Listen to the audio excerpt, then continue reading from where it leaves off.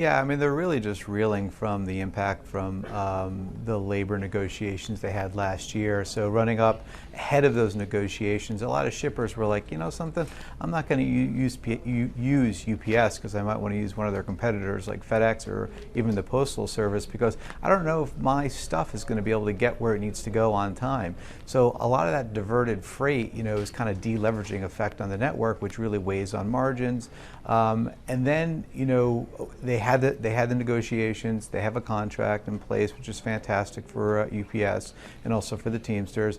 But a lot of the initial costs of that new contract are in year one, and so that's like a real big hit to margins. That coupled with the fact it's taking some time for them to win back some of that share. On today's earnings call, management noted that they've won back about 60% of that share. So it's going to take time for them to get that share back to where it needs to be. And again, these are networks, and when you're talking about freight transportation, it's all about building density, because the more stuff you can deliver at the same time, the better the margins are. And that's what they're really working through right now. What I thought was kind of one of the more interesting little tidbits in the call this morning is that they think that this year that the small package volume from an industry standpoint is only going to increase like 1%, which to me I thought was a little pessimistic. But all in all, they're really dealing with tepid demand. They're dealing with rising costs, and they're obviously taking those costs pretty seriously, as you mentioned earlier.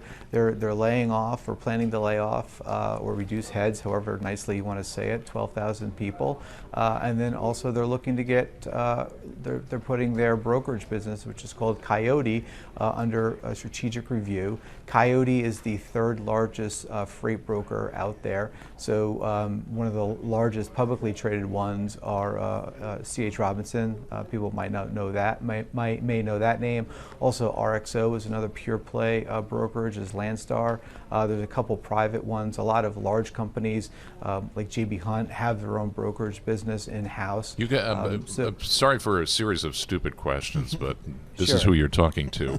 What is a freight? What's their role on? What do they do? A freight brokerage?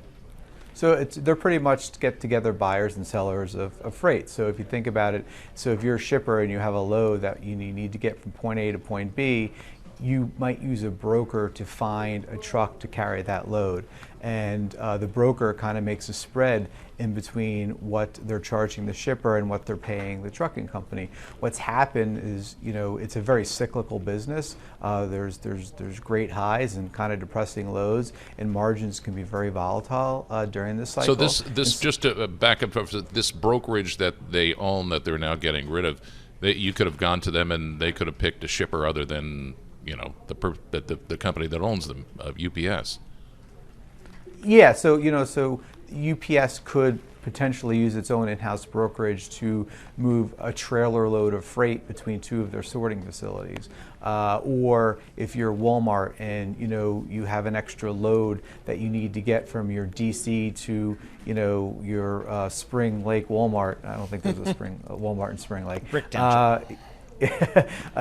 You might use them because either the carriers that you're contracted with don't have the capacity, or you're trying to take advantage of cheap rates in the spot market. And right now, truckload rates are extremely cheap. They've been bouncing along the bottom for quite some time, and so shippers might like to leverage that. Intermodal is an example. So the intermodal space, which is railroads. That's when you see like two containers on top of a railroad.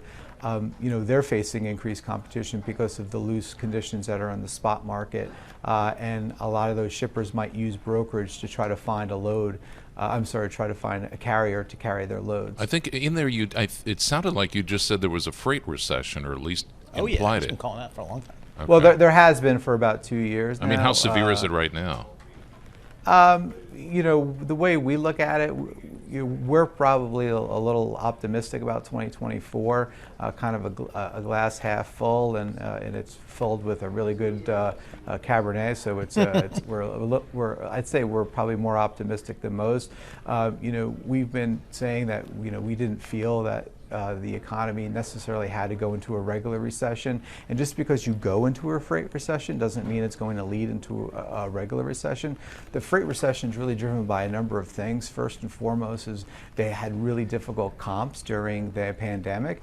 You were talking about trying to get a refrigerator. Everything was just gummed up during the pandemic, and so capacity was in high demand. And the problem with getting capacity was that there weren't enough workers to either be in the trucks or be on the railroads or be in the air freight area. So there was a real issue there, and so we just saw like a backup in demand, and then all of a sudden that demand got fulfilled. The supply chain started loosening up. Here we are today. You have moderating economic demand. You have an ISM in negative territory, so the manufacturing economy is not great. You have some difficult comparisons. So when we look at railroads, for example, not to be all over the place, but when you look at railroads, last year was a fantastic year for Canadian grain. This year is going to be a normalized crop, so that's a decline in volumes that the railroads are going to have to deal with. Railroads like Canadian Pacific and Canadian National.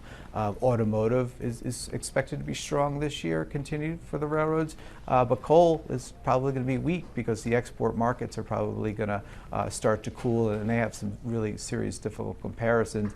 And intermodal is really a crapshoot. We're pretty optimistic about the domestic demand, which is more truckload competitive, just because the rails have gotten a lot better at improving their overall service. So